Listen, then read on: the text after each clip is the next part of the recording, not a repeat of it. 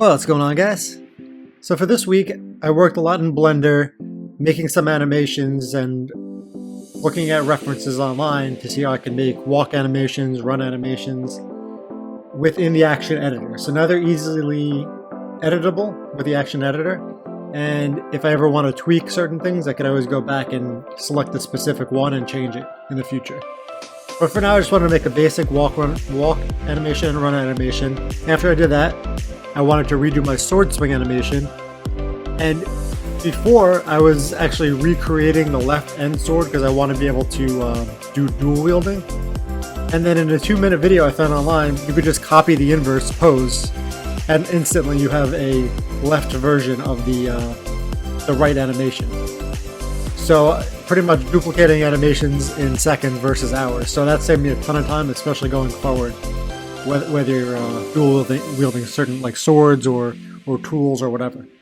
I also worked on, in Unity, revamping my equipment system with more information that I've gotten now over the last year, where instead of just instantiating prefabs every time something's equipped or unequipped, I'm actually just going to make an equip slot for left and right and just change the shared mesh of that slot, whether it's an axe or a sword, and just change that that shared mesh of that skin mesh renderer instead of, you know, destroying and instantiating prefabs every time equipping and unequipping. And then I could also in the equipment manager eventually change it so you could change the model using blend shapes or change the color, let's say of the guard of the sword, the handle, and the blade. So there's a lot of customization options with just one object. So that's really opens up a lot of possibilities and makes code a lot simpler.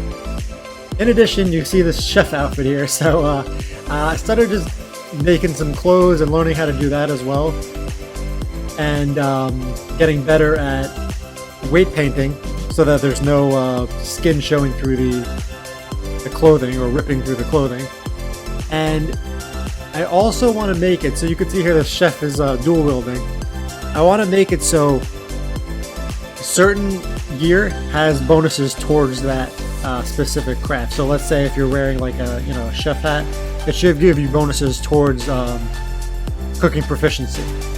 And I'm thinking in the future maybe having set bonuses. So if you have the full chef chest piece, pants, and let's say hat, you get an extra bonus or something like that.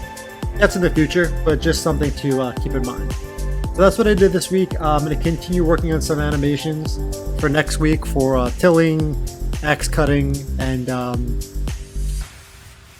farming, like watering crops and things like that. So that's what I'm going to do next week, and thanks for watching.